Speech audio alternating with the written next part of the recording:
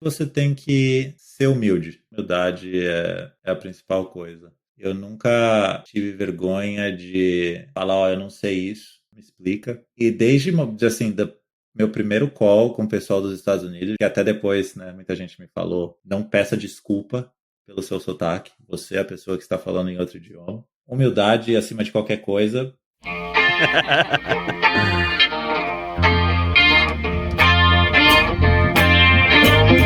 Fala galera, Lucas Estevão aqui, sejam bem-vindos a mais um Códigos de Carreira. Fala pessoal, aqui é o Diego Tavares e hoje eu vou bater um papo, com o Rafael Fabeni, diretor de engenharia na Red Ventures. E hoje ele está em Lancaster, em South Carolina, nos Estados Unidos. Bem-vindo, Rafael. Seja bem-vindo, Rafa. Valeu. Foi uma demora, a gente está combinando disso há algum tempo já, mas valeu pelo convite aí, felizão de estar aqui. Esquenta não, demora. Se não tem algo que é comum entre todos os devs que a gente entrevistou, inclusive a gente, é que a nossa agenda tá sempre uma bagunça, não tem como. Demora uns 3 rounds de negociação pra gente conseguir fechar a data. Às vezes chega lá, a gente cancela, uma das partes cancela, bem. Às vezes chega no dia, um dos participantes é colocado numa sala de guerra, numa reunião na hora da gravação, né? Cara, precisamos falar de sala de guerra. Antes da gente entrar na história do Rafa. Manda. Cara, a última vez que eu estive numa sala de guerra, cara, tava no Brasil. Isso deve ter mais de 10 anos, cara. Com certeza tem mais de 10 anos. Eu, inclusive, achava que era uma prática que não existia mais. Mas hoje entrei numa sala de guerra. Cara, a última que Já eu estiveram entrei... nessa situação? A última que eu entrei, eu tava na Accenture há, 10 anos atrás, talvez. E também fui colocado de supetão, me chamaram, ó, entra em reunião aqui, e o projeto estava atrasado para entregar, e o diretor já chegou e falou, olha, uma coisa que a gente não comentou é que esse projeto é grande e a multa de atraso é gigantesca. E é cerca de 1 milhão por hora de atraso. Então, assim, não pode atrasar. E não pode parar a fábrica. Foi assustador. Cara, eu acho que o pior de sala de guerra é quando você tá lá pra nada. Sabe, você só tá ouvindo aquele tanto de pessoa falar, você não tem nada a contribuir, a sua parte tá entregue, sabe? Mas você tem que estar lá, porque precisa de ter um representante do seu time ou do sistema que você tá trabalhando. Enfim, já teve nesse cenário aí, Rafa? Cara, eu tive recentemente numa sala de guerra, mas não porque o projeto estava atrasado ou coisa desse tipo. Foi mais para organizar a galera que estava envolvida num projeto que ia começar. E aí, por umas 2 ou 3 semanas, as principais pessoas que estavam envolvidas ficavam nessa sala para meio que organizar a direção que a gente estava indo. Quando está meio que todo mundo alinhado, acabou. Então, nem sei se era uma sala de guerra. E era uma discovery.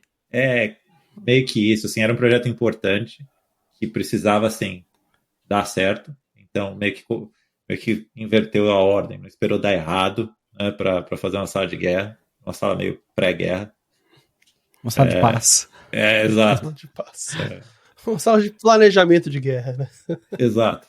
Entrarmos em guerra, o que vai acontecer? Cara, mas vamos dar um step back aqui então, Rafa. Se introduz aí, fala um pouco sobre você, o que você está fazendo agora. Boa. Meu nome é Rafael Fabeni, eu sou de São Paulo, cresci lá, moro há mais ou menos uns 5 anos nos Estados Unidos, morava na Carolina do Norte, acabei de mudar para Carolina do Sul. Trabalho como diretor de engenharia na Red Ventures. Trabalho com eles há mais ou menos, eu chutaria uns 9 anos, entre 8 anos e meio e 9. Comecei no escritório do Brasil, fiquei lá acho que um pouquinho mais da metade eu estou aqui nos Estados Unidos, o restante foi no Brasil, e até um ponto eles me mandaram para cá.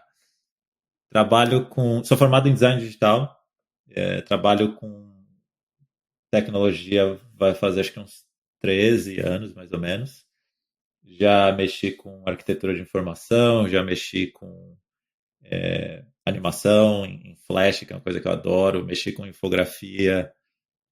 E aí, depois de um tempo, eu acabei migrando para a área de front-end e trabalhei um pouquinho com back-end, mas no front a maior parte do tempo. E quando estava no Brasil, era meio que arroz de evento. Então, estava em tudo que é meetup.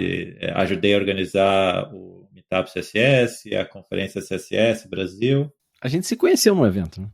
Sim, sim. Era o Devin Company do Beto Muniz. Acho que era o Beto Muniz. Ele organizava com alguma galera mais. Não quero ser injusto, mas ele foi a pessoa que eu tive contato quando eu fui dar uma palestra. E naquela época você veio de São Paulo, né, cara? Pra dar palestra em BH.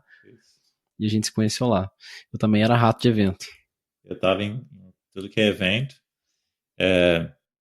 Aqui nos Estados Unidos ainda não fui em muitos, mas pretendo voltar. E vida pessoal, se não tô... Eu falo que minha vida é meio chata, porque se eu não tô trabalhando, eu tô treinando. Então minha vida acho que é trabalho e triatlo. Eu gosto, né? Então... Eu pesquisei seu nome quando o Lucas me passou o contato. E a primeira coisa que apareceu foi uma página sua com uma foto maravilhosa de uma bicicleta gigante com você no triatlo e já falei, pô, esse cara gosta de esporte. Então, é alguém que tem o hobby como segunda profissão, que é algo que eu acho que eu também me classifico. Exato, quer me deixar de mau humor, fala assim, você não pode treinar. Então, não, eu levo bem a sério. Quem me conhece, assim, sabe que pra mim eu levo, assim, acho que fora o trabalho, que é a primeira responsabilidade, né? Minha segunda responsabilidade eu acho que é o triatlon, porque é uma coisa que me faz bem. É um investimento. Eu acho que não só de dinheiro, mas investimento para a saúde. E eu me encontrei no triatlon, assim. Eu joguei bola a minha vida inteira. Escola, faculdade, várzea. Joguei muito e até depois de um tempo eu falei, quer saber? Acho que já deu para mim. E aí quando eu cheguei a treinar um pouquinho no Brasil, triatlon, mas aí quando eu cheguei aqui nos Estados Unidos, que é mais acessível você acabar comprando equipamento, algumas coisas que lançam aqui primeiro, e aí quando você compara valores, assim, é mais fácil você ter acesso aqui. Até mesmo treinamento, né? Conseguir uma piscina para nadar com frequência, para treinar a parte de natação, equipamento de corrida também. Eu vou ser bem sincero, assim, nunca vou ser o brasileiro que, né, reclama do país de origem, nunca adoro o Brasil, acho que não tem nada igual ao Brasil. Inclusive, acho que até para treinar em relação a pessoas, né, treinar junto, eu prefiro muito mais o Brasil. Sinto uma saudade enorme do Parque do Povo, do Ibirapuera, do Vila Lobos, né? Pegava uma galera que gostava de treinar e ia para lá. Mas tem um outro ponto, né? A gente estava conversando antes aqui da mountain bike, da bicicleta. Eu tinha que fazer seguro da minha bike em São Paulo, né? Que é uma coisa que eu não tenho que fazer aqui. Se você é mulher ainda, é muito pior, porque como é que você vai sair correr sozinha? Né? É perigoso. Então, tem algumas coisas que aqui facilitam muito mais. Mas, enfim, voltando, eu adoro triatlon, cair de cabeça. Eu quero só tocar num ponto que você falou de acessibilidade. É uma coisa que também me impacta muito aqui. Ter acesso a um esporte, eu faço mountain bike e escalada, e os dois esportes aqui são acessíveis para qualquer um. Então, assim, eu sou engenheiro de software, eu faço mountain bike com gente que é jardineiro, gente que é garçom, e é normal, não é inacessível, não é algo que só é acessível para uma classe social, igual no Brasil. Igual no Brasil, uma mountain bike decente no Brasil está acima de 40 mil. Então não é qualquer um que consegue comprar uma mountain bike. E não é qualquer um que consegue chegar na cabeça de uma trilha por causa de questão de transporte, de localidade. Eu acho que isso faz muita diferença na escolha do lugar onde você vai morar. Pensar em, poxa, o que eu gosto de fazer? Onde que eu tenho acesso a isso? E onde mais pessoas têm acesso a isso? Porque, poxa, morar numa cidade onde o esporte faz parte da cultura da cidade é muito legal. E para isso tem que ter acessibilidade. Tem que ser acessível para que todo mundo consiga fazer, não só uma classe social. Cara, e isso é muito triste, porque assim, o que o Rafa tava falando, né? Acho que todo mundo aqui ama o Brasil. Dificilmente eu encontrei uma pessoa que... Já encontrei, mas são as exceções, que saíram do país e estão metendo pau até hoje no Brasil. Normalmente o pessoal ama o Brasil e queria que o Brasil desse certo. Eu acho que o melhor do Brasil é o brasileiro mesmo. Você falou sobre parceria de treino. Eu sinto a mesma coisa. Cara, não tem nada melhor do que você treinar com um brasileiro, cara. Nada melhor do que você treinar com um brasileiro. Eu estive no Brasil agora, fiquei mais ou menos 1 mês e meio lá. E fui com minha família toda, minha esposa, meus 2 filhos. Eu tenho 2 filhos pequenos, o Samuel de 6 e o Daniel de 4. Aí a gente planejou colocar os garotos em atividades de esporte lá no tempo que a gente estivesse lá, porque a gente queria que eles dessem continuidade. Então os meninos faziam natação semanalmente, praticamente todo dia, e faziam jiu-jitsu também, praticamente todo dia. Pra gastar energia deles também, né? Não, também, claro. Mas assim, eles treinam artes marciais aqui, eles nadam aqui, e a gente quis dar continuidade nisso lá. Só que aí que é a vantagem, né, cara? Quando a gente sai de um país com moeda forte, vai pro Brasil e a gente faz a conversão, a gente paga essas coisas rindo, né? Cara, é muito barato. E serviço no Brasil, de maneira geral, é algo mais barato. Então, tipo assim, a acessibilidade perpetuou. Só que, cara, a gente tava discutindo lá. Imagina o brasileiro médio, assim. Tem que pagar aluguel, tem que pagar escola, tudo caro. Ainda tem que arrumar grana para colocar filho no esporte. O que a pessoa faz? Ou vai não tem jeito. Vai jogar futebol na rua mesmo. Vai andar de skate na rua, porque nem skate park tem. Ou não vai, né, cara? A pessoa não vai conhecer o esporte, simplesmente. Que é o caminho que a maioria segue, né, na verdade. Isso eu acho legal, várias iniciativas que começaram a surgir, principalmente em regiões de favela, em regiões com um pouco mais de dificuldade financeira, de esporte acessível. Tem a questão da ginástica, que fez bastante sucesso, não sucesso, mas que apareceu bastante nas notícias durante a Olimpíada agora. Mas essas iniciativas são necessárias para que o brasileiro tenha acesso ao esporte e os benefícios que, poxa, todo mundo nos países desenvolvidos tem acesso a isso, basta querer. E no Brasil, você tem que querer muito, tem que dar sorte de estar numa região certa, tem que dar sorte de encontrar vaga, entendeu? É isso que dói quando eu penso na vida do brasileiro médio, entendeu? Não, e são vários fatores que impactam nisso, né? Não é só o fato de, por exemplo, aqui nos Estados Unidos a gente conseguir, e no Canadá também, comprar produto mais barato, né? Ter acesso ao equipamento, à infraestrutura que te permite praticar o esporte. Mas o incentivo que tem aqui, para todo lado, eu moro na Califórnia, cara, o que mais tem é quadra, campo de futebol, campo de beisebol, campo de futebol americano, quadra de tênis. Tá tudo liberado, gratuito, você não precisa agendar, você simplesmente vai lá e pratica o esporte, sabe? Que é mais incentivo que isso, do que ter Sim. a infraestrutura disponível para você e de forma gratuita. Eu vou além disso, tem aulas gratuitas. Então, assim, a tristeza que eu sinto como brasileiro é olhar para o Brasil e ver a dificuldade que a gente passa lá e o quão distante nós estamos de países como os Estados Unidos, como o Canadá. E não é babando ovo, não, é a realidade. Saca? Olha o quadro de medalhas aí das Olimpíadas. E eu acho que nem é só uma questão de governo. A gente sempre pensa, poxa, o governo do Brasil não faz nada, só hobby e tudo mais. Mas colocando como exemplo aqui do mountain bike, as trilhas são mantidas pela comunidade. E manter uma trilha de mountain bike é bem complicado. Existe pelo menos, a rede de trilhas da montanha mais perto aqui de casa deve ter umas 30 e poucas trilhas de mountain bike, não em uma montanha só. Pelo menos umas 20 pessoas vão na montanha manter a trilha 2 vezes por semana, eu diria, pelo que eu vejo. E ninguém está recebendo um centavo para isso. Tá? Tem uma associação de mountain bike aqui da minha cidade, Norte de Vancouver. Todo mundo que anda de mountain bike é convidado a fazer parte da associação, tem uma plaquinha na trilha, mas é opcional. Quando você faz parte, você paga acho que $20 por ano para fazer parte da associação. E a associação acho que tem 4 ou 5 empregados que recebem salário para organizar a comunidade. E esses empregados são quem fazem eventos para a galera ir lá contribuir. Tem na comunidade também eventos para que empresas doem dinheiro e consigam colocar o nome da empresa na entrada da trilha, entendeu? Como uma forma de propaganda. Então é muito mais uma organização de comunidade do que governo. O governo não precisa fazer nada para manter as trilhas aqui, além de autorizar, falar, pode usar a terra. Entendeu? Algo que no Brasil não seria problema. Acho que as trilhas no Brasil são todas legalizadas também, a maioria delas. Mas, poxa, você falou... a gente não tem o costume de se organizar como comunidade e fazer as coisas. A gente tem o costume de comunidade, de fazer as coisas, de ir no boteco junto, de fazer uma coisa assim. Agora, quando tem que sentar, organizar, fazer um projeto de longo prazo e fazer com que todo mundo participe e faça a sua parte, eu acho que essa parte da nossa cultura ainda tá faltando, sabe? Acho que faria muita diferença se a gente tivesse esse poder. Mas aí você falou a palavra-chave, que é uma questão cultural. Tem a questão da iniciativa privada também, etc., mas eu acho que o ponto principal é a questão da cultura. Tá, vamos voltar pro Rafael, que a gente já falou demais do Brasil.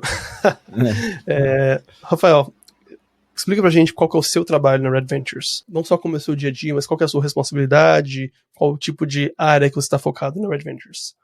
Legal. Eu hoje, dentro da RV, da RV Red Ventures aqui nos Estados Unidos, a empresa era organizada em diferentes verticais. Né? Então, tem a vertical de home, tem a vertical de seguros, e aí dentro de cada vertical tem projetos, e aí esses projetos podem ser tanto produtos internos, parceria com alguma empresa de fora, depende, mas teoricamente essa vertical tem um tópico, né, e os projetos entram dentro dela.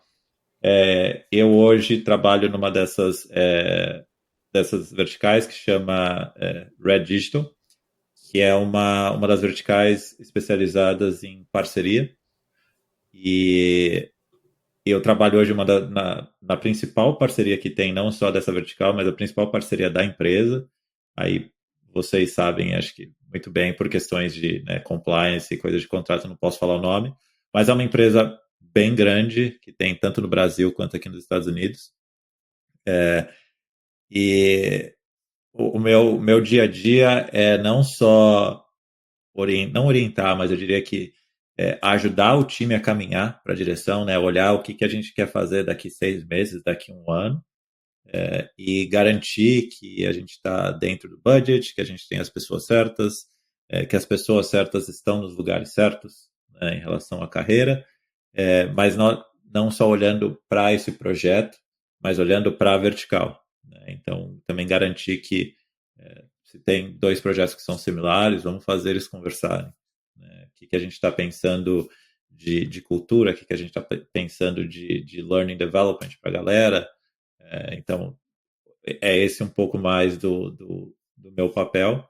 Hoje eu diria que está provavelmente por volta de 70-30, então 70% do meu dia a dia é no projeto e 30% para a vertical. Acho que é um pouco isso. E qual é o tamanho do seu time? Tanto o seu time de quem está do seu lado e de quem está abaixo de você, no sentido de sendo liderado por você. Hoje a gente tem por volta de umas 20 pessoas. Então a gente tem... a gente está com um movimento agora, eu vou falar 3 times separados, mas a gente está com um movimento de tentar borrar um pouco as divisões entre os times.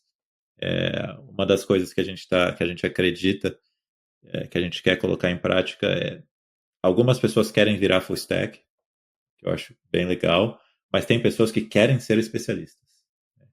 Então a gente quer tentar mover essas pessoas que querem ser full stack para passar essa linha, mas também empurrar um pouquinho dessas pessoas que querem ser especialistas para pelo menos ficar na linha, né, e de repente adicionar alguma coisa nova ali como tech skill. Então hoje a gente tem um time de 5 pessoas que trabalham com back-end e data. Tem um time de 2 pessoas que são engenheiros de teste. E hoje a gente tem... Vão chegar mais 2 pessoas, então deixa eu fazer a conta. 2, 4... 11 pessoas trabalhando como front-end. Se você botar aí no papel, comigo, 11 com 5, 16, 18 comigo, 19. Bem grande o time. E você falou que tem 2 engenheiros de teste? 2 engenheiros de teste. Nossa, tem bastante tempo que eu não escuto de uma equipe com um engenheiro dedicado a teste. E essa é desse tópico que eu falei de tentar, né, passar as linhas, é justamente trazer a galera que é mais focada hoje em front-end para começar a escrever mais testes também. Legal. Tem gente que está bem empolgada com isso. A gente quer usar essa oportunidade para tentar borrar um pouco as divisões ali. E você está falando de qual tipo de teste? Porque acho comum qualquer desenvolvedor escrever unit testing, né? ou pelo menos deveria talvez ser comum. É comum. Eu percebo que Brincadeira. parti de uma assumption aqui, posso estar numa bolha, mas enfim, acredito que deveria ser comum qualquer desenvolvedor de qualquer camada escrever o próprio teste.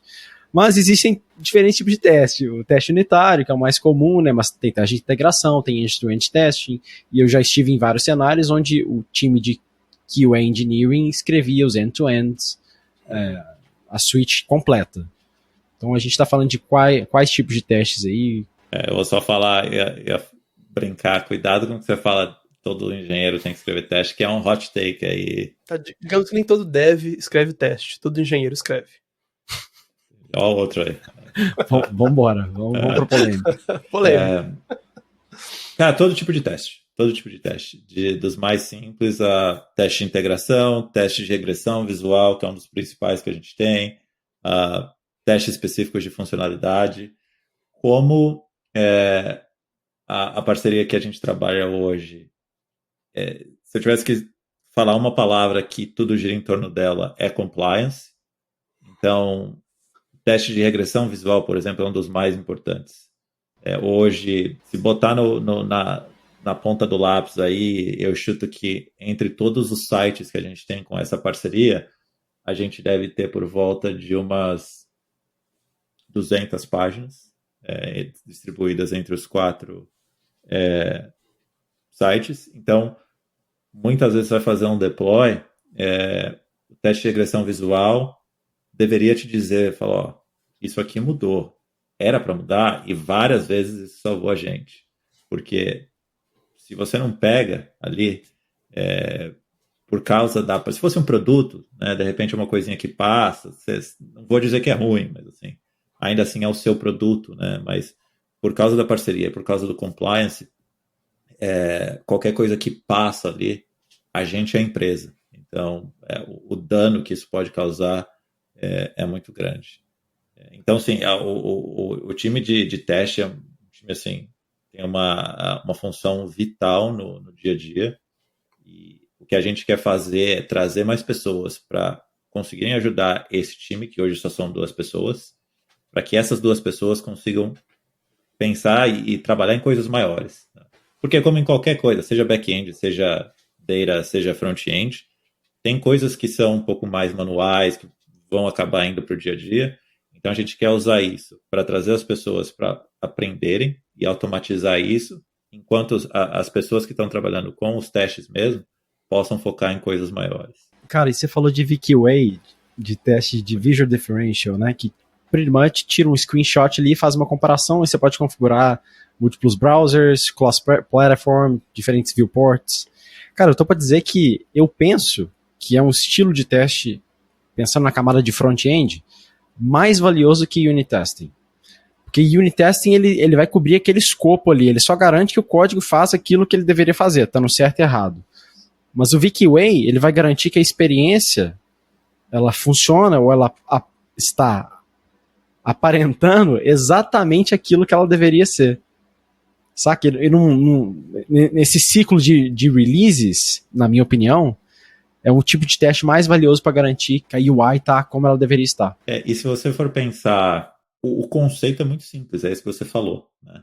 Você tem a página, né, e o que era antes e o que ela virou, e assim, você aprova aquela diferença ou não. Né? Era esperado aquilo. Só que quando você começa a entrar nos detalhes, pode ficar complexo. Né? Então, essa parceria que a gente tem, e aí não precisa ir muito longe, mas assim, se você está oferecendo um produto, esse produto pode ter uma variação. Então, o seu screenshot tem que contar por essas variações. Se você está fazendo um teste AB e tem essas variações no teste AB, o teste AB tem conteúdo, e você está mudando conteúdo, e você tem compliance, você tem que colocar isso, né? Então, assim, no final é só um screenshot, mas assim, para ele valer a pena, você tem que saber, não valer a pena, mas ele para ter o seu valor, você tem que saber exatamente, né, onde você tem que testar, porque no final é só um screenshot, né? Mas assim, pode ficar bem, bem complexo, e se você não souber exatamente o que você tem que testar, variações e tal, vai falhar. Tem uma questão de escala também, né? Sim. Porque dependendo da quantidade de configurações que você vai colocando ali, variações de teste AB, de viewports, de platform, browsers, vai ser muito custoso rodar todos aqueles testes, né? Ainda que você coloque um nightly build rodando aí de madrugada todos os dias, você vai ter que escalar basicamente computação para garantir que tudo vai rodar. Você vai ter que ter uma plataforma robusta para garantir que tudo vai rodar também. Enfim. Eu tô a gente começou essa semana a conversa para renovar o software que a gente usa, né, que tem o dashboard com todos os testes e tal, que você aprova e desaprova as variações. E a gente percebeu que a gente precisa fazer esse exercício de manter a casa organizada, porque é o que você falou. É uma conta simples, assim. Se você tiver 200 páginas e você roda, né, 2 vezes por semana, 3 vezes por semana, todo dia, e você tem variações, então não são 200 páginas, né, são 500 screenshots, e aí você continua rodando na semana, no final do mês você está falando de 60, 70, 80, 100 mil screenshots. E aí você fala, a gente precisa de tudo isso, né? Então, e aí é o que você falou, o custo, né? A gente está comparando a empresa que a gente usa hoje com algumas outras empresas que a gente está conversando para ver, né? Vale a pena, tem as funcionalidades que a gente quer, se não tem, eles podem oferecer, então começa a ficar complexo um pouco. Eu tenho uma anedota do que aconteceu essa semana comigo relacionado a teste unitário de interface, não para web, mas para uma aplicação desktop que a gente desenvolve. Um estagiário, um estagiário meu há 2 anos atrás, ele foi estagiário por 6, 7 meses mais ou menos, né, no meu time, e uma das ferramentas que ele estava mexendo, uma das telas, estava com um teste unitário que falhava bem intermitentemente. A cada 10 vezes falhava 2. E a gente bateu a cabeça, tentou resolver. Eu falei, olha, não está envolvido com a sua tarefa, o teste unitário é relacionado com uma outra feature da mesma tela. Eu falei, por agora, vamos comentar esse teste unitário. Ele não está relacionado a nada crítico. Se essa feature falhar, não vai dar problema para ninguém. Mas a gente vai comentar agora, vai deixar uma tarefa, a gente vai voltar a revisitar isso, porque a gente precisava entregar o que ele estava trabalhando, né? Foi uma decisão de compromisso, né? 2 anos se passaram. Semana passada, o teste deu pau em produção.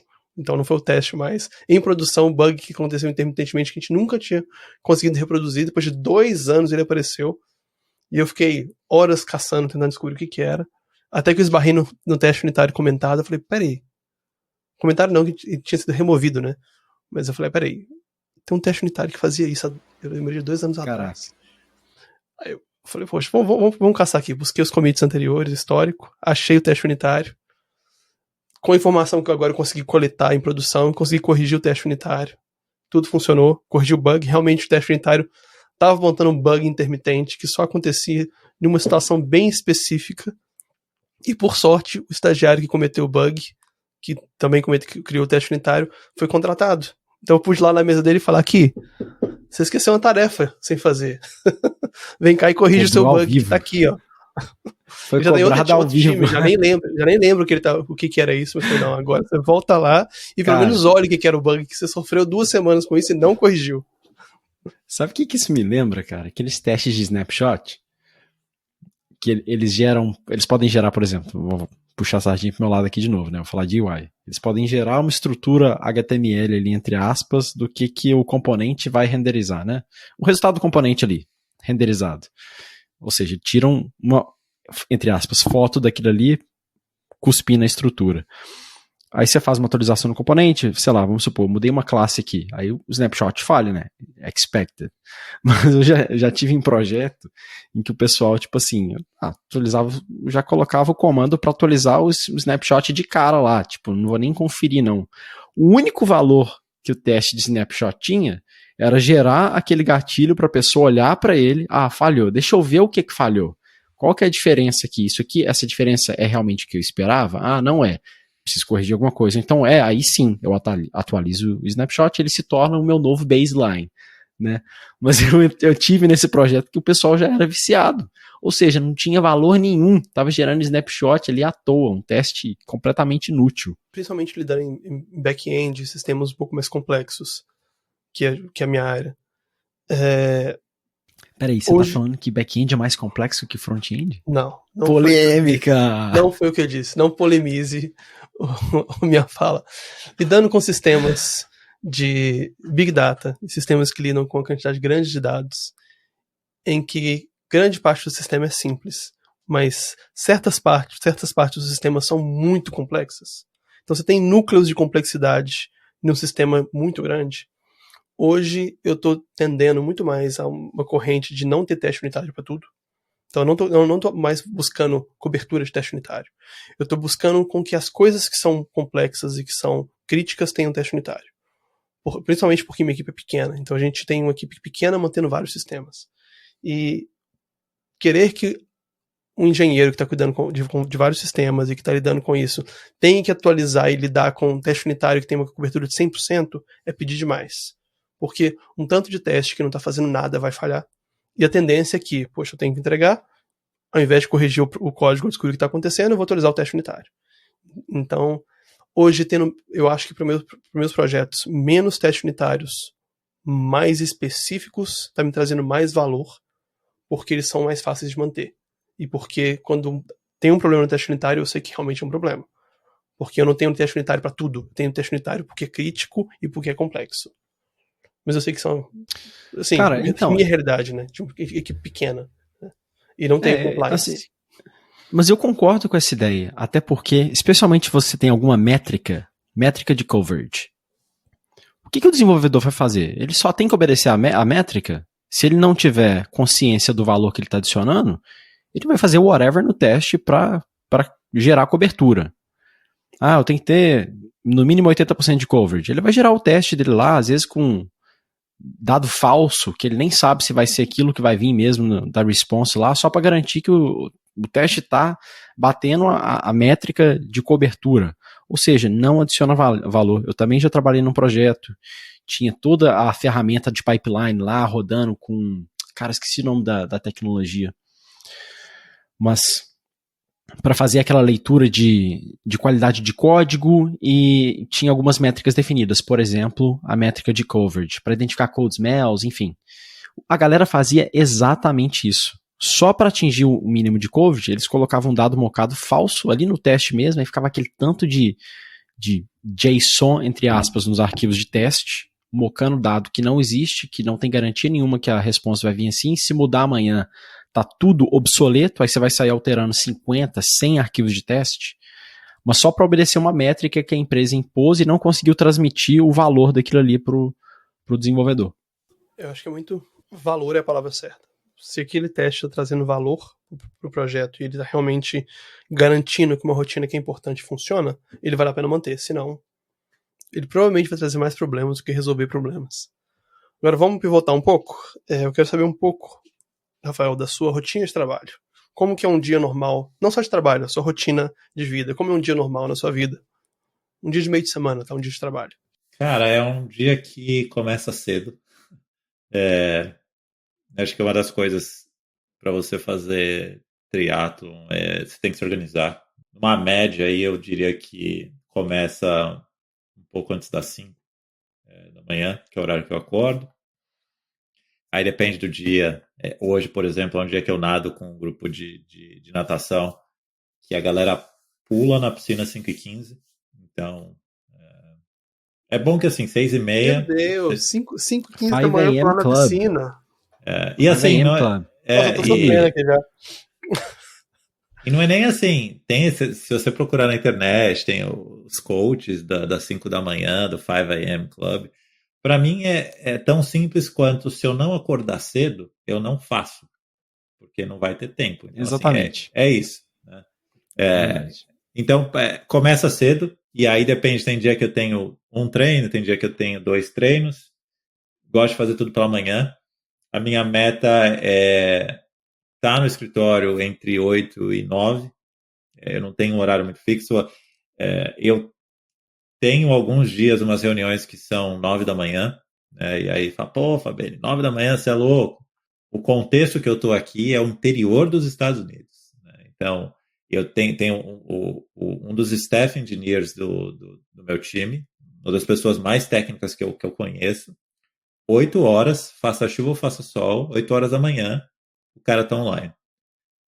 Então, assim, é normal. E assim, tem dia que a gente fica conversando e tal, no final do dia, e aí ele fala assim, vou sair porque eu tenho que fazer jantar. Antes das 6.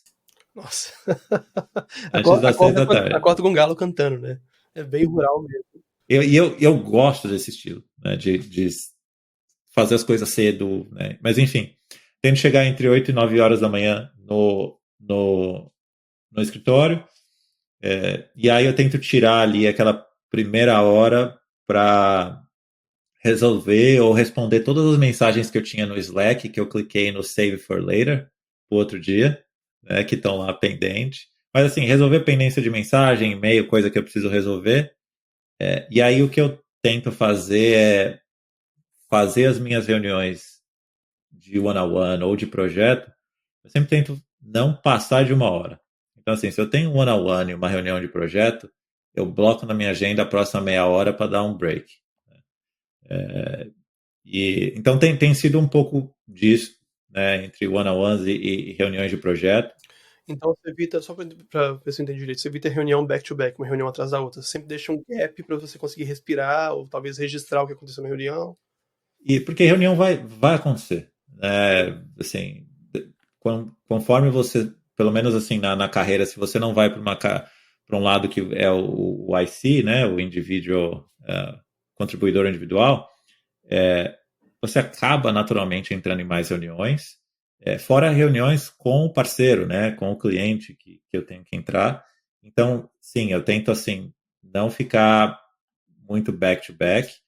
E o meu Outlook eu até ativei lá, né, um tempo atrás, para não ser a reunião de meia hora ou de 1 hora, para ser a reunião de 25 minutos e 55 minutos, assim, para me forçar ou até falar, gente, obrigado, mas, né, Dá uma vamos, parada, né?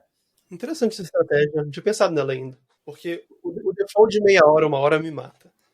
E é desde assim, ir no banheiro, tomar água, one-on-one. Pô, eu gosto de anotar as coisas, gosto de fazer minhas anotações. E sempre, assim, pô, você tá falando com a pessoa digitando, às vezes eu até falo, ó, não tô respondendo mensagem, tô anotando aqui o que a gente tá falando. Mas assim, eu gosto de ter esse break entre as reuniões. E uma coisa, cara, que para mim é sagrado é a alimentação, cara. Assim, eu não consigo comer na mesa. Não consigo. E a empresa tem uma estrutura fantástica, assim, então tem um monte de opção para comer lá dentro, de salada a pizza. Então, assim, não tem o que reclamar, mas, assim, pelo menos no meu contexto, é muito comum as pessoas pegarem comida. Tem uma área boa para comer, não sei se falo refeitório, mas, assim, uma área super grande para comer, mas as pessoas pegam a comida e comem na mesa. Eu já brinquei com várias pessoas, falo, isso aí não é saudável, não. Né? E aí eu expliquei para Caramba, elas, não. e eu falei para elas como a gente faz no Brasil, eu falei, sabe que no Brasil a alimentação, o almoço é um negócio social. Se é sexta-feira, então, é 2 horas É de almoço. É sagrado, é feijoada. sagrado.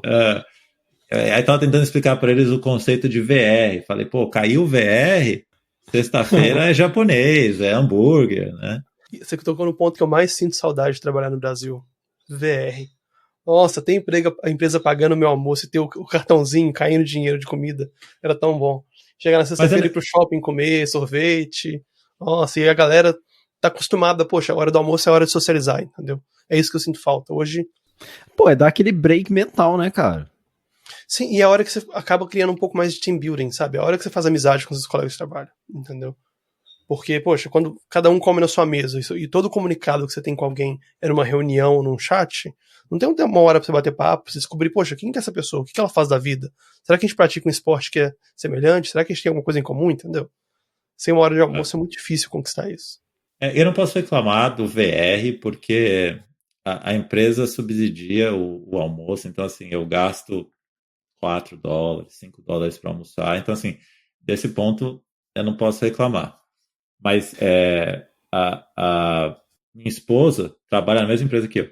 Então, assim, às vezes eu almoço com ela. Pô, que massa. Mas, assim, vou te falar que no Brasil eu também era meio que do contra, porque a gente tinha um grupo na RV Brasil que usava a hora do almoço para ir treinar, para ir para musculação, nadar, porque assim, tem aquele negócio, fala, pô, você vai ter uma hora de almoço? Assim, tem empresas no Brasil, nem sei se aqui tem, deve ter provavelmente, você tem que bater o ponto, né? E aí dificulta um pouco. Graças a Deus, eu sempre trabalhei em empresas que não tinham. Mentira, trabalhei em uma que tinha. Deixa eu retirar aqui.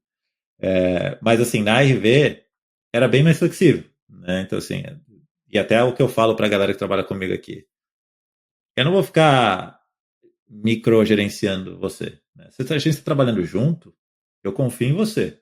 Agora, se você me der motivo pra eu perder essa confiança, aí é outra história. E aí é isso que eu tento passar pra galera, que é o que eu fazia no Brasil. Eu falo, pô, não almocei e nadei em 1 hora, foi 1h15, meu Deus. Não vai acabar o mundo. Mas enfim, então a hora do almoço para mim é sagrada. Então eu bloco na minha agenda e se marcam reunião, eu falo, precisam de mim mesmo? É importante. Se Qual que é o almoço impacto, né? Exato, assim, porque teve um negócio que o meu chefe me falou esses dias, que foi uma reunião que eu era de longe, mas de longe, a pessoa menos importante na reunião. Assim, de longe. VPs e pessoas que alto cargo de liderança, e meu chefe chegou na reunião e falou assim, olha, eu espero, e falou num tom meio que de brincadeira, mas dando uma cutucada, falou assim, olha, eu espero que a gente decida algo e essa reunião seja produtiva, porque é uma das reuniões mais caras que eu já vi. Que é literalmente isso, está parando 1 hora de um monte e não precisa nem ir muito longe. Se você pegar o seu time, né, 5, 6 pessoas e colocar numa reunião que não é produtiva, você está gastando tempo ali. Lógico, não vou falar que a gente tem uma reunião 1 vez por semana, que eu falei para a galera, esse tempo é nosso. Se quiser apresentar alguma coisa, se a gente quiser revisar um código, agora a gente está todo mundo fazendo um curso de TypeScript junto. Né? Se a gente quiser revisar um capítulo, mas se a gente quiser só entrar na reunião e não fazer nada, para mim tá ótimo. Então tem reuniões e reuniões, mas assim, eu pergunto, falo, pô, qual que é o objetivo, o que a gente quer fazer? Precisa de intencional, mim? Né? Exatamente, precisa de mim, né? Que às vezes mandam os 2 gerentes do time e mais um senior. Falo, pô, precisa dos 4 mesmo, né? De repente eu vou e os outros 3 vão almoçar, né? Cara, eu gosto da palavra que você usou. Você falou sobre confiança. Você falou, pô, confio no time. Se der algum motivo, você vai tomar uma ação e vai tentar resolver aquele problema que surgiu. Mas você é parte de uma premissa, né? Você sempre vai ter esperar o good intent, né? Pô, vou confiar nessa pessoa. Você tá presencial hoje, né? Eu tô... o híbrido. Segunda e sexta eu fico de casa. Se bem que segunda eu às vezes vou pro escritório para almoçar. É perto Aproveitar, daqui. né, cara? A infraestrutura, pá. Lógico. É mais barato, é mais saudável. Eu não preciso lavar louça, não preciso cozinhar. Eu faço isso muito, cara. E para mim, cara, quando a gente estava falando, né, da coisas ou do Brasil ou dos Estados Unidos, a distância são 10 milhas da porta da minha casa à porta do escritório, dá 16 quilômetros. Eu demoro no máximo 20 minutos. No máximo. Em qualquer horário, assim. Horário de pico, assim. Então, para mim, pô, posso perder 40 minutos para ir lá e trabalhar de lá e ter um almoço? Mas, assim, tem dia, que nem essa segunda-feira, que eu falei, cai em casa. Mas terça, quarta e quinta eu vou pro escritório. Eu gosto muito dessa liberdade de escolher. Poxa, hoje eu não quero ir, hoje eu quero ir. Não, hoje faz sentido, hoje não faz. Hoje eu tenho 3 reuniões com pessoas que estão no escritório. Poxa, eu vou pro escritório. Acho que as empresas que estão forçando a galera a ir pro escritório em dias específicos, acho que elas não entenderam direito o que o funcionário tá tomando de proveito do ambiente híbrido, entendeu? Que é exatamente essa liberdade de fazer o que faz mais sentido para ele. E partindo do pressuposto que você confia na pessoa que você contratou. Porque se você não confia na pessoa que você contratou, desiste. Isso não vai funcionar, né? E até no time que eu tô agora, eu diria que 70% do time não mora em Charlotte. É isso que eu ia perguntar, porque uma coisa é você estabelecer essa relação de confiança quando você tá ali do lado da pessoa, fisicamente, olho no olho. É muito mais fácil, porque você tem muitas oportunidades de criar essa intimidade, digamos assim, porque numa relação de confiança você precisa ter um certo nível de intimidade. Agora o desafio é muito diferente quando você está falando de times híbridos, com gente presencial, com gente remota. Como que você lida com isso, com essa galera que está mais afastada? Pelo que eu entendi, é onde você ia chegar, né? Hoje eu diria que 70% do time está remoto, e desses 70%, eu diria que uns 40% são pessoas que começaram trabalhando comigo em Charlotte e acabaram mudando para outros estados e mudando o contrato, né, para ser um trabalhador remoto. Eu concordo 100% com o que você falou. Eu adoro a flexibilidade. Nunca fui uma pessoa do remoto, assumo. Tá? Sempre fui a pessoa do contra, que gostava de estar no escritório. Mas, assim, quando comecei a trabalhar de casa e comecei a fazer triatlon, eu percebi que os 40 minutos que fossem, né, para dirigir, eu poderia ter terminado um treino que não deu tempo. Simples assim. Mas eu gosto de diferença. eu gosto de estar no escritório. E, assim, pelo menos para o cargo que eu tenho hoje, a grande parte da liderança da vertical que eu estava falando, se não a maioria das pessoas, eles estão em Charlotte, eles moram e vão para o escritório. Então, é o que você falou, tem algumas reuniões, se é um dia que eu tenho a maior parte de reuniões e coisas para resolver com o time só, talvez ir para o escritório não vai mudar do que eu estar em casa, porque vai ser uma reunião online. Mas agora, por exemplo, tem algumas terças-feiras que eu tenho reuniões que são escopo fora do projeto, é reunião da vertical. E com 90%, vamos dizer, das pessoas em Charlotte, no escritório, aí eu prefiro ir. Eu prefiro fazer a reunião de lá. Sobre como lidar com isso, eu deixo bem aberto. Assim. Então, eu deixo o convite aberto para todo mundo que quiser vir para Charlotte a qualquer momento, para vir. Né? Tem algumas pessoas em Nova York que vão para o escritório lá, então eu tento ir de vez em quando para lá e aí vai lá, sai para jantar com a galera lá, faz algumas coisas lá. Mas eu tento deixar aberto, porque a gente faz um encontro com o time inteiro a cada 2 meses, que todo mundo viaja para Charlotte e a gente faz algumas coisas por aqui. A cada 2 mas meses? Deixa mais ou menos 2 meses, porque traz para cá, happy hour, né, faz algumas coisas específicas, mas eu deixo aberto, fala, gente, querem vir para cá, tem espaço, a empresa está pagando, vai pagar hotel, vai pagar seu Uber, né? Não é fácil, né? Eu, quando eu vou para Nova York, falo, pô, é legal viajar, mas assim, depois de um tempo que você se acostuma com a sua rotina e você sai, é um pouco mais trabalhoso, né? Pô, daqui para Nova York, quer queira, quer não, foi quase um pouco mais de meio-dia entre Uber. Eu estava falando com o Diego antes da gente começar. Eu moro afastado, então um Uber daqui para o aeroporto dá mais de 1 hora. Aí Nova York, loucura Não é e só tal. o voo, né? Não é só Toda a voo. logística. E a gente tem pessoas que estão 3 horas para trás. Então a pessoa em um dia ela tem um dia muito mais curto e no outro dia que ela está voltando um dia muito maior, que ela volta para trás quando ela viaja. Então eu deixo muito aberto. Em relação ao dia a dia, a gente já fez várias coisas. Desde o básico de vamos abrir um Zoom e todo mundo almoçar junto. Muita gente não gosta, então eu falo, gente, vocês decidem. Me deem ideias. Assim, né? Porque no final, eu estou aqui. Então, por exemplo, a gente tem a Daily, que era todo dia remoto.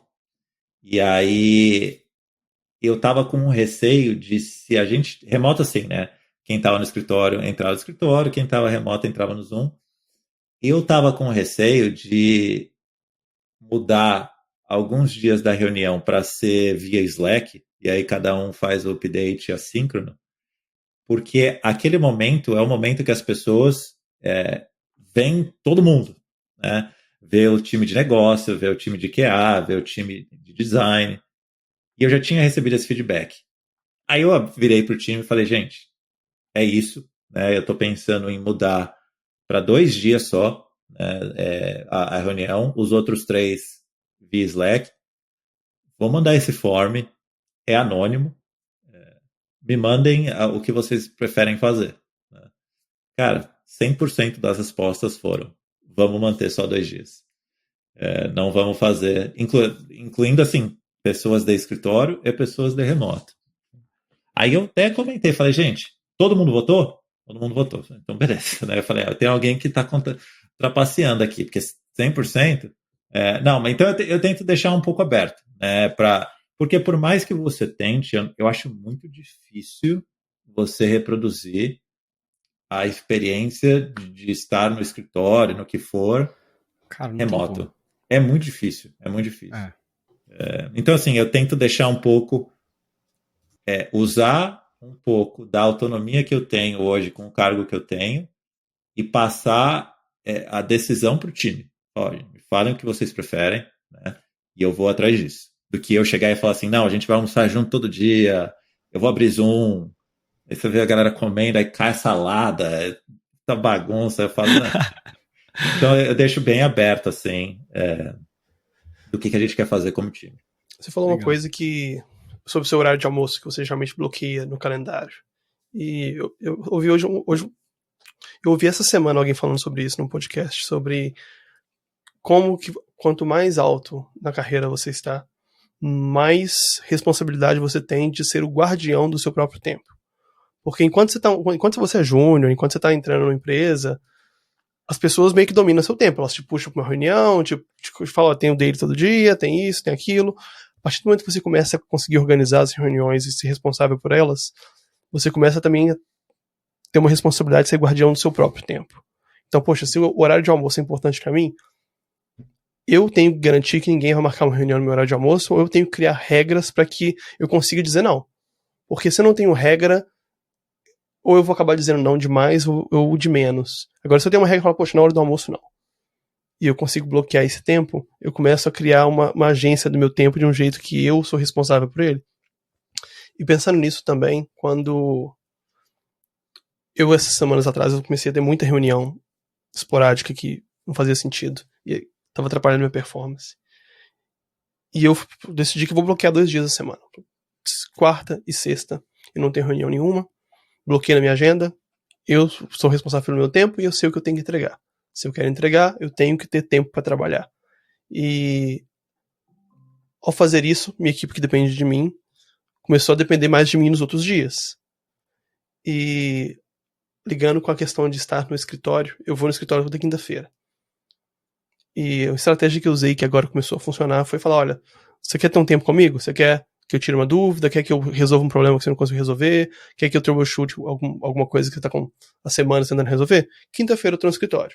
É meu office hours. Eu estou no escritório quinta-feira. Você quer resolver? Senta comigo. Não precisa ir para o escritório, pode ser online, mas quem está no escritório com certeza vai ter mais prioridade, porque, poxa, o cara levanta, vem na minha mesa e pede ajuda. E quinta-feira eu tô lá para isso. Então, quinta-feira eu já planejo não trabalhar em nada meu. Eu vou pro meu time, entendeu? E tem funcionado super bem. Eu reparei que até minha segunda e terça já começaram a ficar bem mais livre, porque todo mundo já começou a buscar as reuniões comigo na quinta-feira. Falou, poxa, quinta-feira é mais fácil eu conseguir o tempo do Diego. E uma coisa que eu até falo pra galera que trabalha comigo, que o time do Fabene, é o time do Rafael, né? Que acho que ninguém me chama de Fabene aqui, chama de Rafa. Não, eu falo pra galera, isso aqui não é meu time, não. Esse aqui é o nosso time, né? E uma coisa que eu falo bastante, assim, enquanto a gente trabalhar junto, a responsabilidade aqui é compartilhada. Logicamente, para um júnior, uma pessoa associate, com um staff, um engineering manager, lógico, as responsabilidades e o que você espera de cada dessas pessoas é diferente, mas eu tento puxar um pouquinho nisso nas reuniões também. Então, teve um projeto que um dos engenheiros entrou numa reunião com um parceiro comigo, e aí eu falei, deixa eu fazer a parte de falar no começo, e aos poucos, quando você se sentir confortável, você vai indo, vai indo. Depois de umas 2, 3 reuniões, eu já nem fui incluído numa reunião. Eu fui incluído como opcional. Legal. Aí eu virei para ele e falei, cara, e aí? Tá se sentindo bem? Quer que eu entre? Ele falou, não. Acho que essa eu consigo. Então, é uma coisa que eu tento fazer também, porque se eu ficasse só controlando e falando, não, eu preciso estar lá, esquece. É um risco controlado, né? Você gera oportunidade para a pessoa se desenvolver, coloca ela numa situação que você não está jogando ela na fogueira, você está ali para apoiá-la e ela consegue ir gradualmente puxando essa responsabilidade e esse senso de ownership, né? E tem às vezes que não sai como esperado. Tem um outro projeto que uma outra pessoa entrou comigo e foi a mesma coisa. A gente fez 2 calls já com o parceiro e essa última teve muito assim, não pushback, mas assim, eu falo uma coisa, o parceiro fala outra, você tem que explicar, então você tem que estar por dentro realmente dos detalhes técnicos. Aí quando acabou a reunião, né, eu tive one-on-one com o cara, e aí eu virei e falei, e aí, se eu não tivesse lá, você acha que você conseguiria responder? Aí ele falou, metade, a outra metade não. Eu falei, então beleza, então eu vou continuar entrando até você me responder que você está tranquilo. Rafa, você falou sobre essa questão do conhecimento técnico e desde que você direcionou sua carreira a esse lado mais de gestão, o quão você se afastou do hands-on e quanto que isso importa para você pessoalmente ou como que você enxerga isso quando o cara que era técnico, que era desenvolvedor, ele vai alçando cargos de liderança e se afastando ali do hands-on mesmo? Olha, eu particularmente acho que a transição, pelo menos na carreira da RV, né? Quando você é um senior e você tem a opção de ir para uma carreira que você vai ser um staff, vai ser um principal, ou você vai ser um engineering manager, e aí um diretor, um VP, eu acho que você não para de codar. Isso é o que eu acredito. Quando eu virei engineering manager, eu não parei de codar, eu comecei a codar menos. E isso foi diminuindo drasticamente. Então, quando eu entrei nessa parceria, que eu ainda era um engineering manager, eu codava pra caramba, assim. Se olhar meu GitHub de alguns anos atrás, ele é bem verde. E foi como eu aprendi, assim, pelo menos as regras de negócio, o que tem que acontecer, o que não pode acontecer. Mas tem um momento que eu acredito que, principalmente engineering manager ou qualquer outro cargo de liderança, que se você não para de codar e você usa, né, o seu conhecimento técnico adicionado com o básico da regra de negócio, que acho que você vai ter que saber, e passa você tem pessoas ao seu redor que você pode literalmente, eu sou um cara super humilde que falo, cara, o que é isso? Me dá a sua opinião, por que está acontecendo isso? Você usa isso, né, como input de outras pessoas, eu acho que o time sofre. Porque tem muita coisa invisível assim, não é um ticket, né? Que você tem que prestar atenção. É carreira, carreira, é salário, é one-on-one. Um dos caras que trabalha comigo, ele não é dos Estados Unidos, né? Ele é nascido fora dos Estados Unidos e a avó dele faleceu e ele não gosta de viajar de avião. Então ele tava vendo que ele ia ter que pegar trem. Eu falei, cara, tchau, sai fora, esquece trabalho, entendeu? Então eu gosto de estar perto. E se você não começa a prestar atenção nessas coisas e continua codando, essas coisas vão acabar caindo. Aí você vai ter pessoa saindo do time, vai ter pessoa tendo burnout. Então, assim, eu acho que tem assim, para mim, o engineering manager, ou primeiro cargo de gestão, muitas vezes até no senior, eu já vi muito senior que lidera time.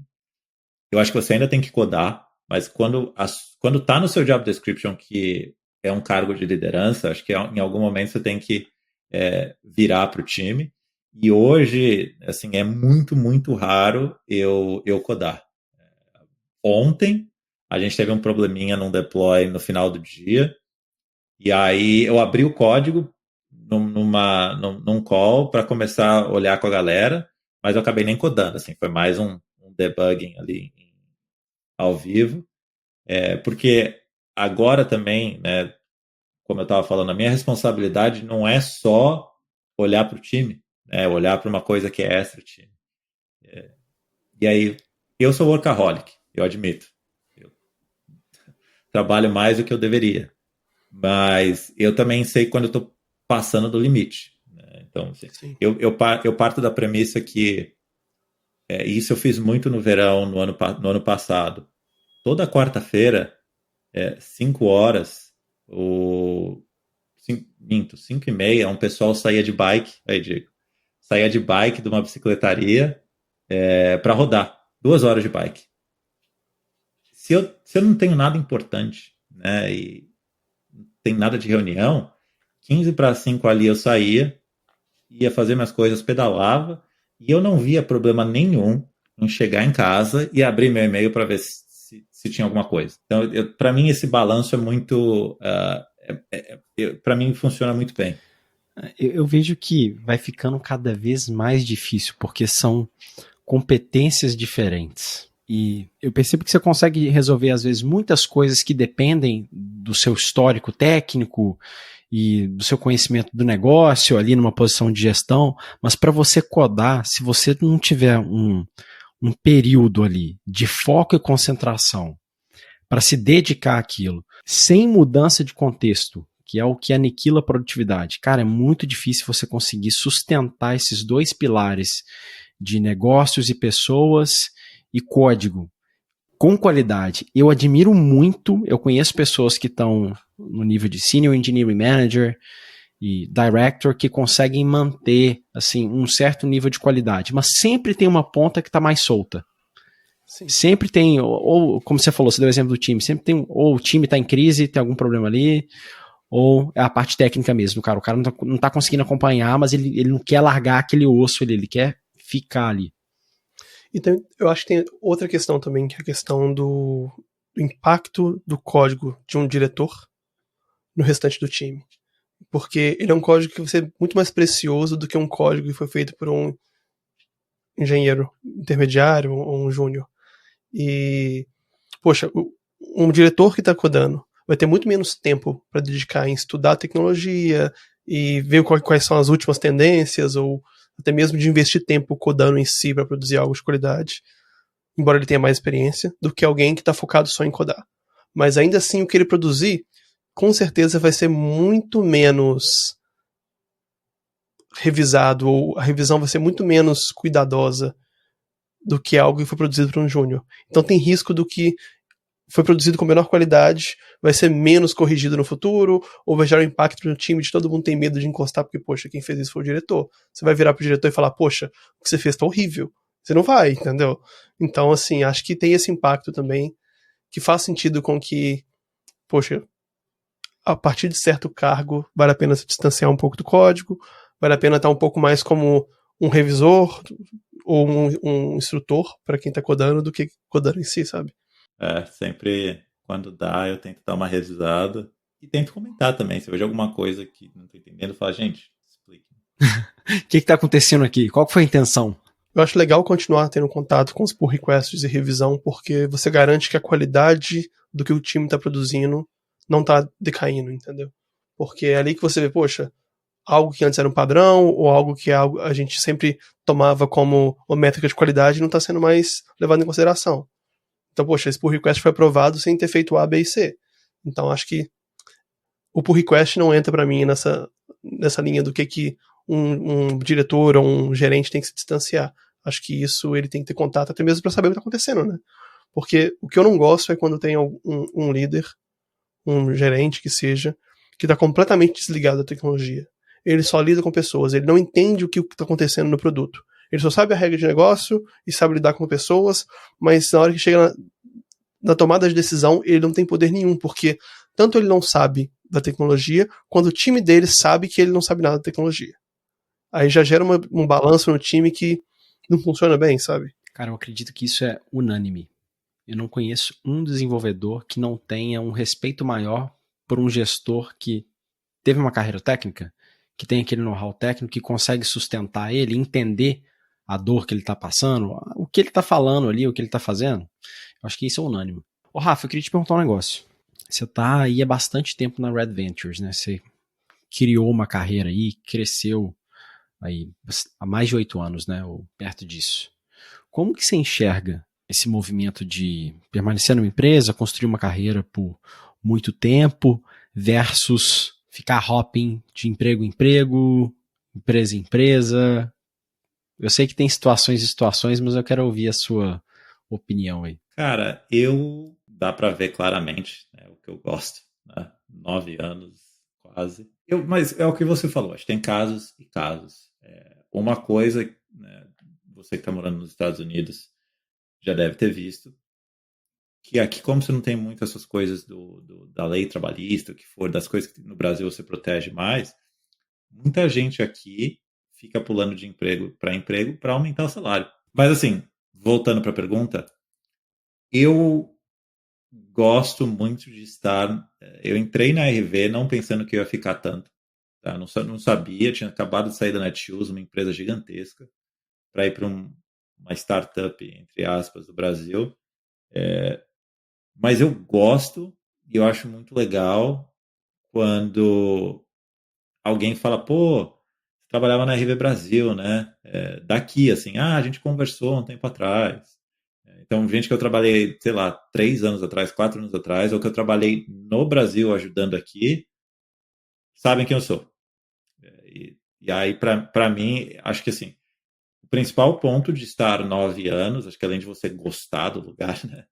Não está sendo forçado, é chegar nesse ponto que você começa, não vou falar em influenciar nem nada, mas que as pessoas sabem quem você faz uma diferença ali. Mas assim, eu Você tem respeito. um nível maior de influência, né? Você tem um lastro ali de Então, resultado também. e eu vou ser bem sincero, assim, uma coisa que aconteceu na RV Brasil foi que quando eu entrei, nós éramos em 10 pessoas, 12 pessoas no máximo. E eu saí de lá para vir para cá, a gente era mais ou menos umas 100 pessoas. E No. então, quando eram umas 10, 12, eu fazia de tudo. Eu entrevistava a pessoa, escrevi job description. E aí teve um ponto que eu comecei a ajudar o pessoal de Charlotte, literalmente em código, assim. Comecei a ajudar em projeto de parceria, projeto em React, um monte de coisa. E aí, o que aconteceu? A RV Brasil começou a crescer, crescer, e aí eu não só virei a pessoa que ajudava com código, falar, pô, Rafa, você consegue Fabene, né? Que lá no Brasil me chama de Fabene. Pô, Fabene, é um pessoal de Charlotte que precisa de ajuda, precisa de um senior lá por um mês. Pô, você não quer ajudar eles? Bora. Mas eu também comecei a ajudar as pessoas do marketing daqui. Então, falava, pô, a gente precisava de um vídeo do Brasil falando alguma coisa. Pô, quem pode ser? A Alphabene. Então, assim, tem vídeo meu chutando bola no escritório. Tem vídeo meu com aquelas arminhas de... Esqueci o nome. E aí Nerf. Isso. Aí tem um cara encostado na parede, aí eu tô mirando, eu acerto, né, tipo, em cima da cabeça dele, aí saiu no Instagram da empresa. E aí eu acabei virando meio que essa pessoa que, assim, quem é a RV Brasil? Quem pode ajudar? É o Fabene. Então tem muita gente que me conhece por causa disso. Na época da Copa, a gente fez a cabeçona do Canarinho Pistola, e a gente viajou com a cabeça do Canarinho Pistola, e andava com a cabeça. Então, ajudou essa bagunça também. E uma coisa que... minha empresa tem bastante gente que tá há muito tempo na empresa. Um dos arquitetos do meu time, ele tem 28 anos de empresa.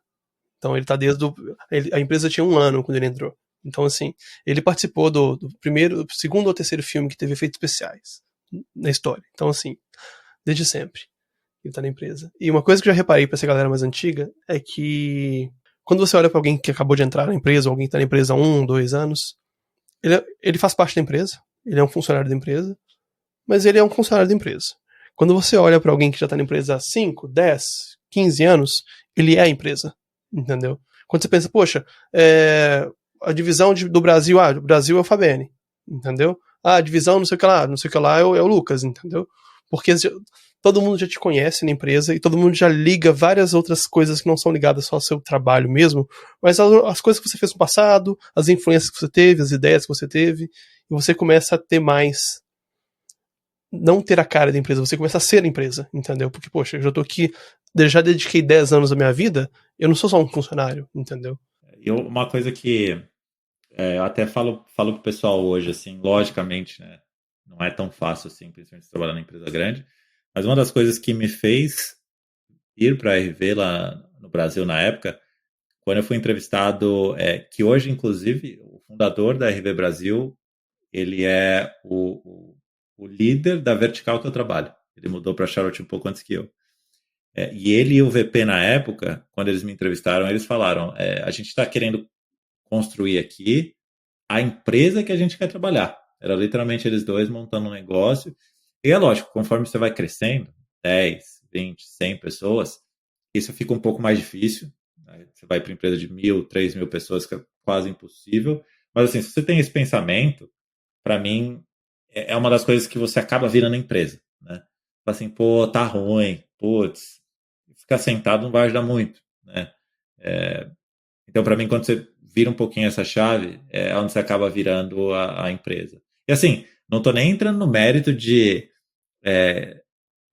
família, sabe? Não, é um trabalho. Né? Eu estou lá porque todos nós aqui trabalhamos e precisamos do dinheiro para sustentar os nossos vícios. Né? Mountain bike é caro, triatlon é caro, manter filhos são caros. Nossa. Então, assim, não estou nem entrando nesse mérito de, é família. Não, é um trabalho. Sim, o trabalho. E não só o dinheiro, mas também o valor do que você produz. Você fala, poxa, o que eu produzo tem valor, entendeu? É a minha contribuição para a sociedade na forma do meu trabalho. Do jeito que eu vejo, assim, é trabalho. Você queira ou não, é trabalho. Né? Você está sendo pago para exercer uma função e gerar resultado. É o básico. Se tem como deixar isso um pouco mais legal, por que não? Né? Tem horas que dá, tem horas que não dá. Mas assim, se na maior parte do tempo for algo proveitoso, por que não? Cara, pois é, mas imagina assim, eu sei que tem gente que não tem escolha, né? Mas se você. Cara, o que você falou é muito verdadeiro, porque se você tem escolha e pode tornar isso mais prazeroso, por que não? Não é nem uma questão de por que não, é uma obrigação sua, porque quanto tempo que você fica no seu trabalho? Quantas horas da sua vida você está se dedicando a isso? E a gente está falando sobre carreira, né? Carreira de longo prazo, num lugar só. Eu sei que tem pessoas, e eu acredito que é o seu caso, o Rafa, e eu sei que é o meu caso, tem 11 anos que eu estou na Avenue Code. Cara, eu não estaria aqui se eu não enxergasse nessa empresa ou nessa oportunidade algo que fosse benéfico para a minha vida, para o Lucas, para a minha família, como que a minha rotina dentro dessa empresa afeta a minha saúde. Se não fosse algo benéfico para mim, eu jamais ficaria numa empresa por tanto tempo. Mas eu sei que muita gente fica no mesmo lugar por uma questão de comodidade, ou, entre aspas, falta de opção. Pô, isso aqui é o que tem para mim. Às vezes até uma falta de uma expectativa de, não, vai melhorar. Então, na minha próxima review, eu vou conseguir aquilo que eu estou buscando, aquela progressão de carreira, aquela aumento, mas nunca chega. Aí a pessoa fica lá, quando ela assusta, pô, tô aqui há 5 anos e eu não saí do lugar. Eu acho que cabe a todo mundo fazer essa reflexão. Pô, tá sendo legal eu ficar aqui? Isso é legal para mim? Eu consigo tornar isso um pouco mais prazeroso? Eu consigo mudar alguma coisa aqui para trazer algum benefício para minha vida? Ou não é um momento de, talvez, avaliar eu ia falar avaliar uma mudança?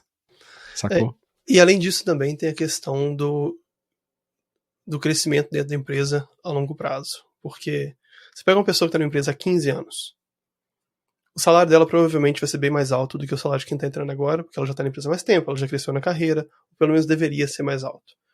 Se essa pessoa não produz valor e não está crescendo de maneira proporcional ao salário dela e à responsabilidade que esperava-se que ela teria por estar há tanto tempo na empresa, essa pessoa está com um alvo nas costas. E eu tive experiência de conhecer 2, 3 pessoas que foram demitidas, tanto na minha empresa quanto em uma outra empresa daqui de Vancouver, que uma delas tinha 18 anos de empresa, a outra tinha 25 e a outra tinha 11. 3 pessoas. E todas elas estavam na mesma situação. Muito tempo na empresa, um salário alto, fizeram muitas coisas de valor para a empresa durante a carreira, mas na situação que eles estavam agora, eles só tinham um nome de casa, sabe? Poxa, fulano de tal, fulano de tal. O que fulano de tal faz? Não sei. Ele tá aqui na empresa tem 20 anos. Entendeu? Quando chega o momento de aperto que tem que cortar a gordura, poxa, quem que vale a pena tirar? Alguém que tá na empresa há 20 anos que ninguém sabe o que ele faz e que ganha uma fortuna, ou alguém que entrou tem 3 anos e tá produzindo valor, sabe? Todo mundo entende o que essa pessoa faz.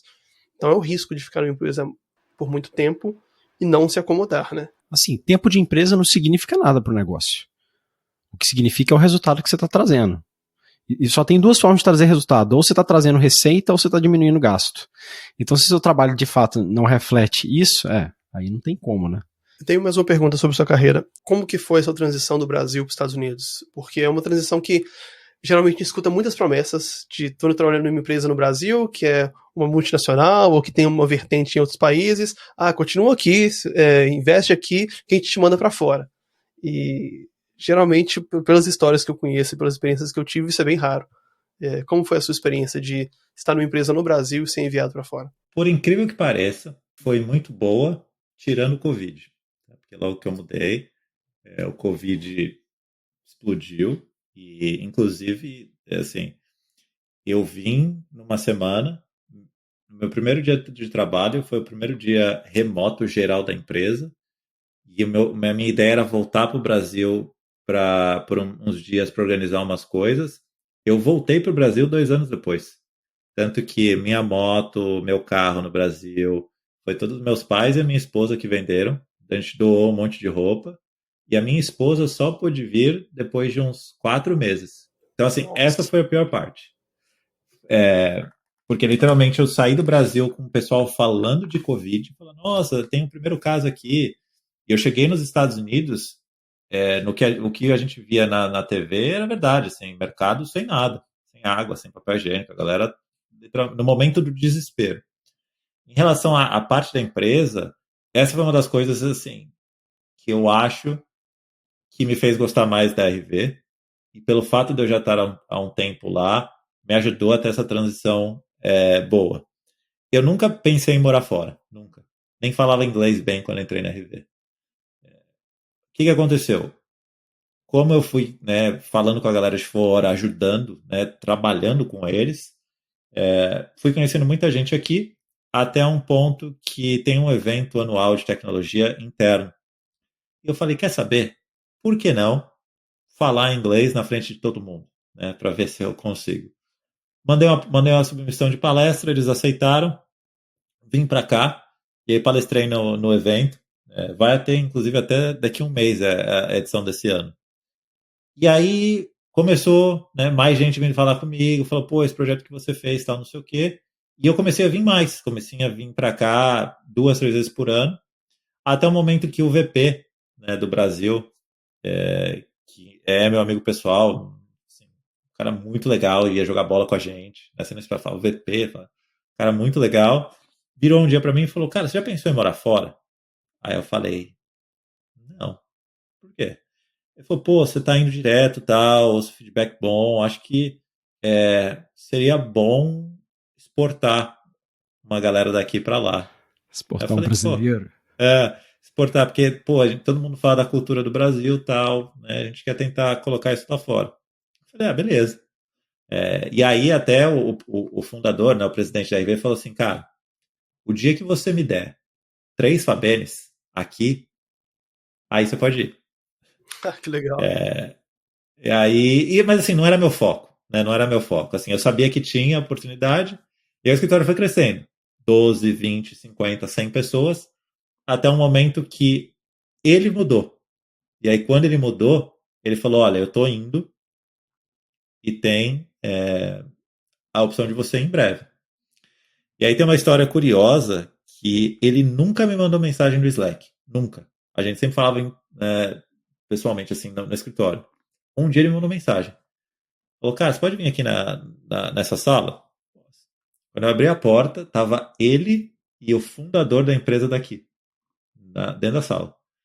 E aí, falando inglês, eu falei, nossa senhora, sabe quando você se sente meio mal? Você fala, nossa, é hoje, sabe? Dá aquele frio na barriga, a perna daquela tremida. Não, você não chama ninguém pra salinha sem contexto assim, não, gente. Que é e eu tava no Joel Santana ali, to the right, to the left, falando tudo mal. E aí ele começou a falar, falou, esse é o Fabene, a gente quer mandar ele pra fora.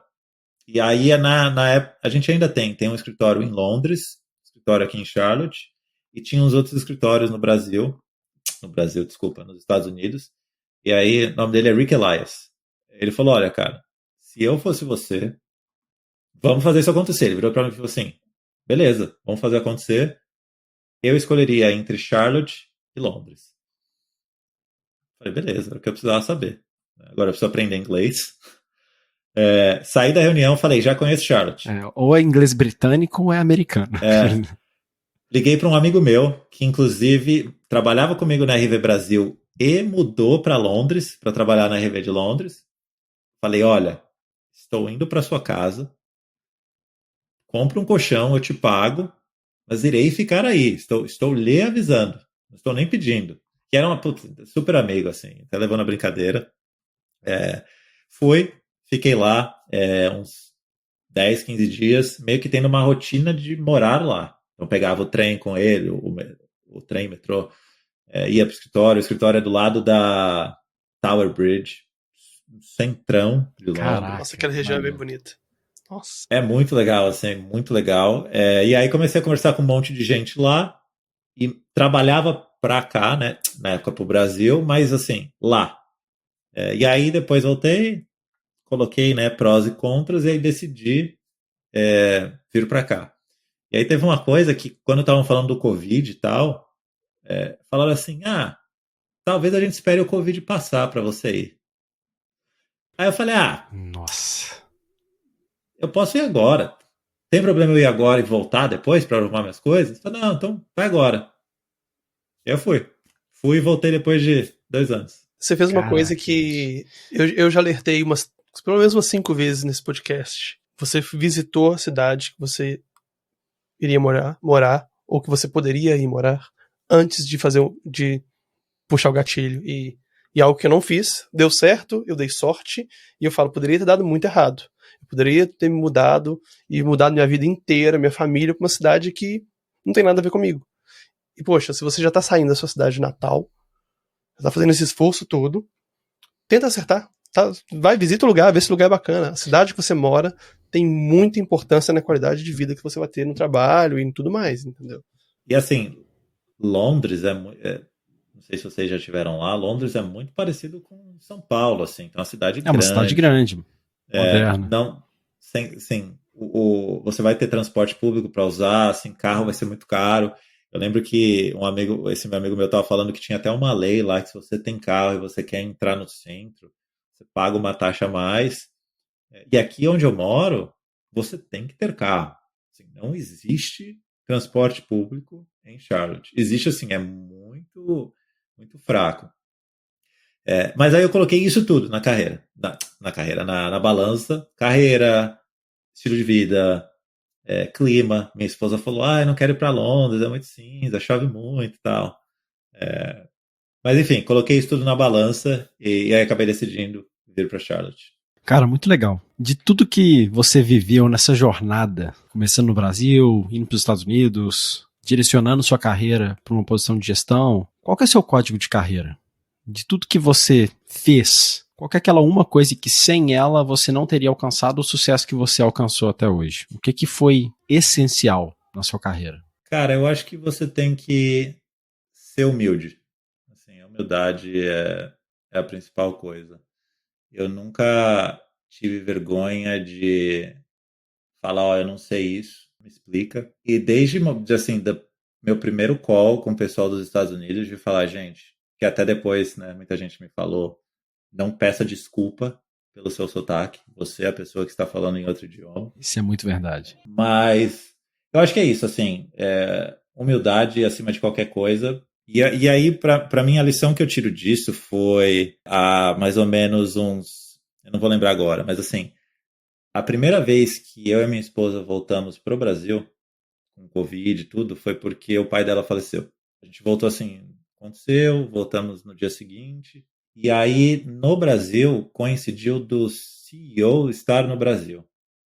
E aí eu cheguei no escritório para trabalhar de lá e ele virou para mim e falou, olha quem tá aqui, né? O brasileiro voltou pro escritório.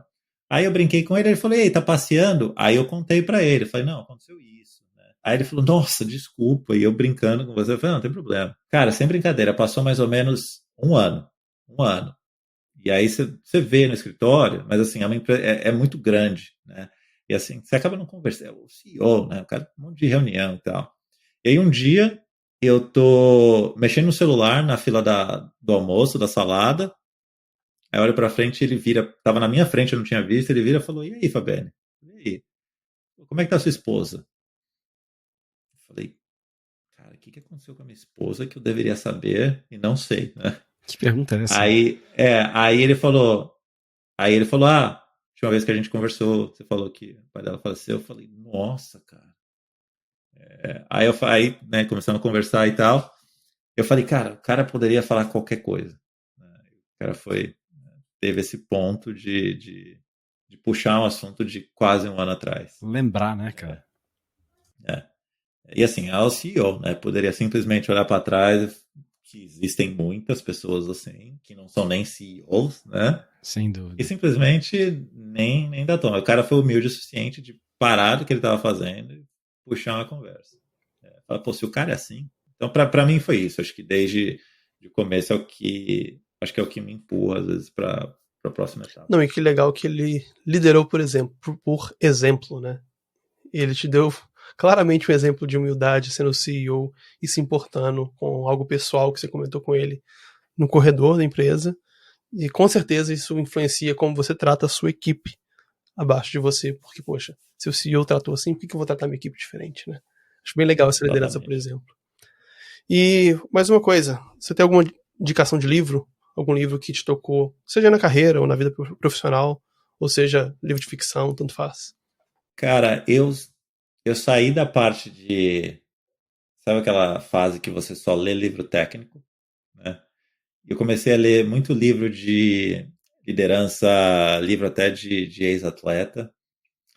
Cara, eu gosto muito do... Eu vou traduzir, porque eu também não sei se é exatamente ao pé da letra, mas é Liderando com Coração, do Coach K, que é um dos coaches da Duke University. Acabei de ler dois que eu recomendo muito, que é It's Your Ship, que é tipo, é o seu navio. Então, assim, cara, é você ali, você tem que comandar. E um outro que chama Extreme Ownership. E basicamente são livros de liderança. E inclusive o do Coach K, para mim, é um dos melhores, porque ele dá exemplos assim dele como coach do time de basquete, que eu gosto muito. Assim. São 3 livros que ficam na estante que eu tenho de livros. Assim, levo uns de volta para RV, coloco lá, dou alguns, mas esses 3 eu deixo ali. Oh, que legal, não conheci eles não, mas vai estar na lista aqui, vai estar na descrição do episódio. A hora que você falou que deixou de ler livro técnico, eu falei assim, não, vai falar que tá lendo livros de fantasia, porque foi um pouco do que aconteceu comigo. Eu li livro técnico, assim como você, eu passei por uma fase, ainda tô meio nela, de livros de gestão e carreira, business, etc. Mas mais recentemente eu tenho lido mais livros de ficção e fantasia. Tô relendo as Crônicas de Nárnia pela 3ª vez, mas agora eu tô lendo com meus filhos. Legal. Comecei, tô na primeira crônica ainda, mas todo dia à Legal. noite eu tiro um tempinho ali e vou ler as crônicas pra ele. Bacana, acho que essa foi a nossa última pergunta. É isso, galera. Valeu demais, Rafa. Foi um papo bem produtivo. Muito legal conhecer um pouco mais da sua carreira aí. Depois de tantos anos, né, cara? A gente se revendo virtualmente aqui. Pois é, costas opostas. Exatamente. Mas muito legal, cara, ouvir tudo que você compartilhou aí, os desafios, a parte boa, a parte difícil. Muito obrigado por ter tomado o tempo e ter trocado essa ideia com a gente. Imagina, obrigado pelo convite. Foi mal a demora. O primeiro convite que você fez tinha tanta caixa de mudança que eu falei, cara, se eu não focar nessas caixas é que a mudança não vai sair. A mudança não é fácil, não. Cara, aliás, você tem alguma coisa que você queira compartilhar com o pessoal, redes sociais? Como é que o pessoal te acha aí? Pode te procurar no LinkedIn? Pode procurar. Rafael Fabeni vai me achar em tudo que é lugar. Twitter, Instagram, Strava, para quem pedala, faz atividade. rafaelfabeni.com. Agora, eu tinha um blog lá, mas agora tá só a capa lá que o Diego viu. Tem no YouTube também uma coisa que eu comecei a fazer mais ou menos 1 ano e pouco, 2 anos, gravar meu dia a dia. Então, quando eu vou para a prova, putz, minha esposa Legal. anota Legal, 1000, ela grava preparação, o que eu como. Então, antes eu era muito ativo no Twitter. Meio que afastei um pouco de lá. Nem por nada, assim, falam de ambiente tóxico nem nada. Não, simplesmente parei. E hoje eu passo muito mais tempo postando coisas do meu dia a dia no YouTube e no Instagram. Mas assim, Rafael Fabene vai me achar em tudo que é rede. Então, galera, muito obrigado. Foi muito bom conversar com você, Rafael. Foi um prazer. Espero que vocês tenham aprendido algumas lições, tenham uma inspiração de uma carreira para seguir, galera. Então, a gente se vê na próxima. Abraço. É isso aí. Valeu. Falou.